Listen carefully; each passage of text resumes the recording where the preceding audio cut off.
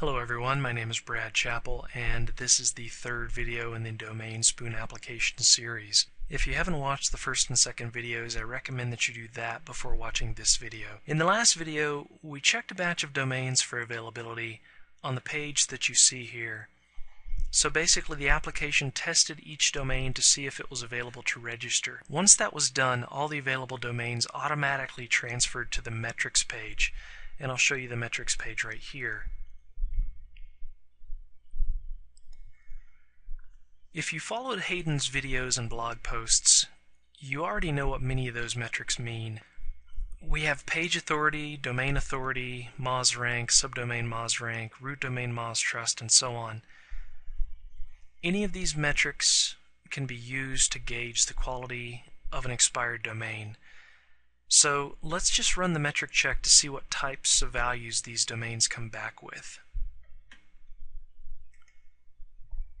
The metrics check is probably going to take a few minutes, so for the sake of keeping this video as short as possible, I'll cut some of that time out of the video.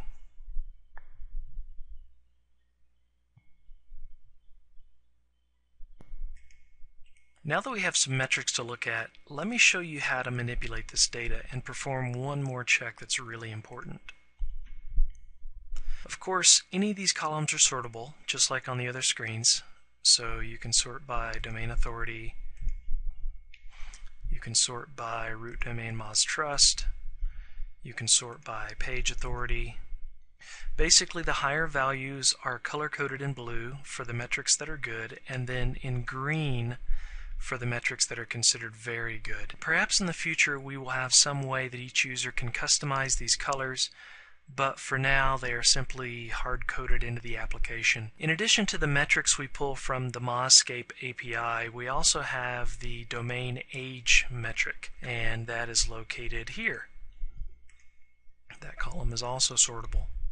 The age is pulled from archive.org, so if you see a question mark, it just means that the site history could not be seen for some reason, meaning that either the site never had content to index or the site was never indexed in the first place. In the future, we plan to add other APIs to pull even more metrics, such as the Ahref metrics, but for now this is what we have, and we found a lot of very, very nice domains with just this application as it exists right now. Many people are asking why we don't use the Majestic SEO API, and we had planned on doing that.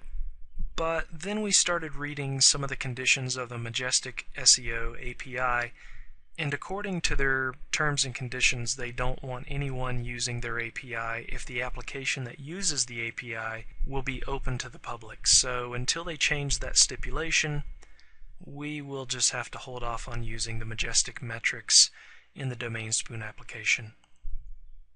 After the metrics are pulled into the Domain Spoon application, you can sort them by the various metrics as Hayden discusses in the video. If you look really closely, you'll see an anchor text.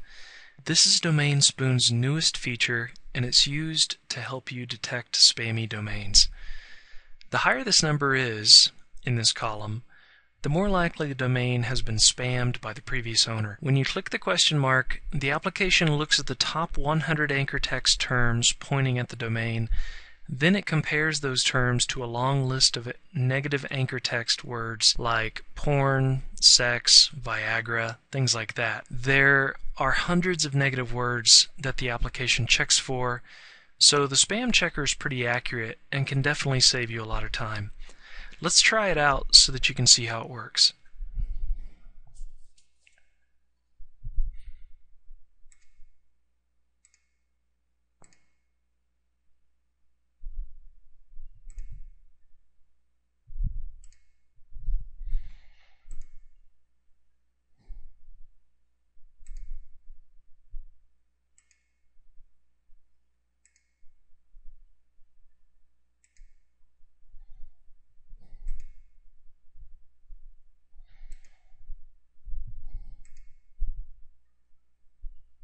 So as you can see, a couple of these domains came back as having anchor text that is associated with spam. Just a word of warning, the spam checker is not perfect.